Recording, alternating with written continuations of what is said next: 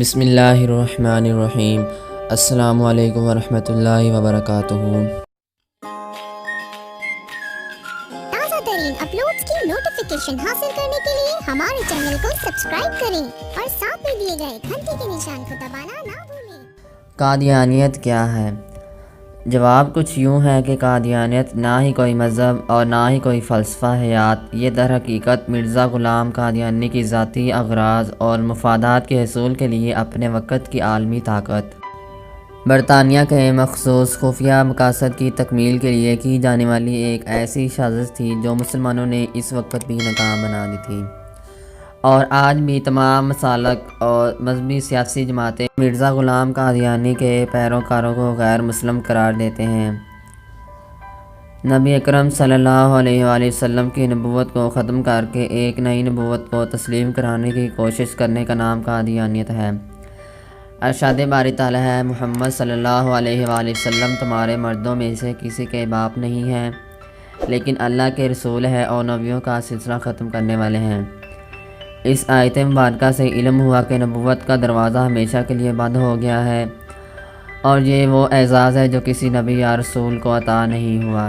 نبی اکرم صلی اللہ علیہ وآلہ وسلم نے فرمایا، لا نبی بعدی، یعنی کہ میرے بعد کوئی نبی نہیں ہے۔ آپ صلی اللہ علیہ وآلہ وسلم نے فرمایا، حضرت ثوبان سے مروی ہے کہ نبی اکرم صلی اللہ علیہ وآلہ وسلم نے فرمایا کہ سب جھوٹ بکیں گے کہ وہ نبی ہیں، میں خاتم النبیین ہوں، میرے بعد کوئی نبی نہیں آئے گا۔ قادیانی مرزا کافر کی نبوت پر جتنے دلائل پیش کرتے ہیں وہ سب نہ تو قرآن سے ثابت ہیں اور نہ ہی احادیث سے، بلکہ یہ تو سب ان کا ایجادہ کردہ ہے۔ معرکہ حق و باطل ازل سے جاری ہے اور ابد تک جاری رہے گا۔ باطل جب بھی جس شکل میں بھی آیا، اللہ تعالیٰ نے اس کی سرکوبی کے لیے حق کو کسی نہ کسی صورت میں بھیجا۔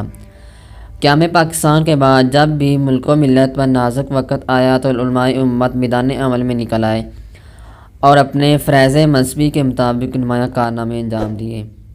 ان اکابرین علماء امت میں مبلغ اسلام، فاتح قادیانیت، سپہ سالار، اعلیٰ تحریک ختم نبوت، قائد ملت اسلامیہ حضرت علامہ شاہ احمد نورانی صدیقی کا نام سر فہرست ہے۔ علامہ شاہ احمد نورانی صدیقی کی زندگی کا مشن ملک خداداد پاکستان میں نظام مصطفیٰ کا نفاذ اور مقام مصطفیٰ کا تحفظ تھا۔ آغاز جدوجہد سے لے کر زندگی کی آخری سانس تک اس مقصد کے حصول میں مصروف عمل رہے۔ 1953 میں آپ نے قادیانیوں کے خلاف تحریک ختم نبوت میں بھرپور حصہ لے کر پاکستان میں دینی، مذہبی، سیاسی زندگی کا آغاز کیا۔ شاہ احمد نورانی صدیقی کو قادیانیت سے شدید نفرت تھی۔ اس نفرت نے انہیں زندگی بھر قادیانیت کے خلاف مصروف جہاد رکھا۔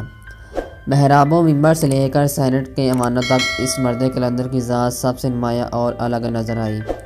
علامہ شاہ احمد نورانی صدیقی نے اپنے خطاب میں ہی آئین میں مسلمان کی تعریف شامل کرنے کا مطالبہ کیا، یہ کہہ کر کہ جو نبی اکرم صلی اللہ علیہ وآلہ وسلم کو آخری نبی نہیں مانتے، ہم ان کو مسلمان نہیں سمجھتے۔